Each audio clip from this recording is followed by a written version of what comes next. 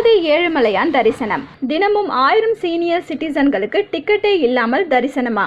திருப்பதி ஏழுமலையான் கோவிலில் மூத்த மக்கள் மாற்றுத்திறனாளிகளுக்கான சிறப்பு தரிசனம் குறித்து வதந்தி பரவி வருகிறது என திருமலை திருப்பதி தேவஸ்தானம் தெரிவித்துள்ளது. இதுபோல் பொய் தகவல்களை பரப்பினால் கடும் நடவடிக்கை எடுக்கப்படும் என எச்சரிக்கையும் விடுத்துள்ளது. திருப்பதி ஏழுமலையான் கோவிலில் கடந்த சில மாதங்களாகவே அங்குள்ள நடைமுறைகளில் மாற்றம் ஏற்பட்டுள்ளது.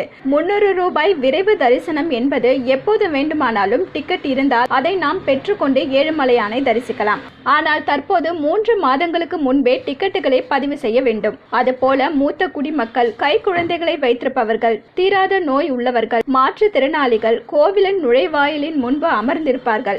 அவர்களுக்கென ஒரு டைம் ஒதுக்கப்படும். அதில் மூத்த குடிமக்கள் என்பதற்கான அடையாள அட்டையை காட்ட வேண்டும். அதுபோல் தீராத நோய் உள்ளவர்களும் மருத்துவ சான்றிதழை அளிக்க வேண்டும்.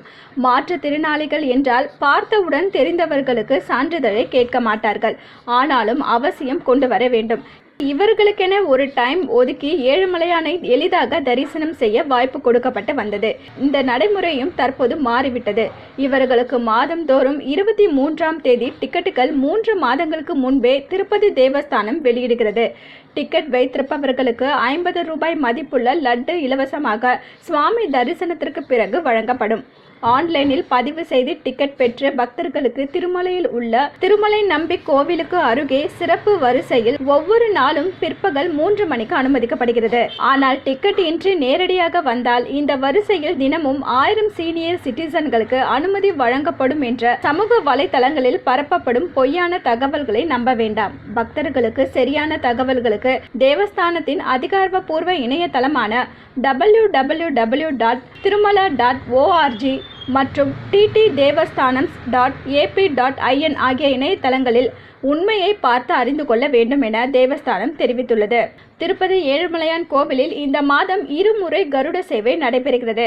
கருட பஞ்சமி அன்றும் 19ஆம் தேதி ஆவணி மாத பௌர்ணமி அன்றும் கருட வாகனத்தில் ஏழுமலையான் மாட வீதிகளில் பவனி வர உள்ளார்.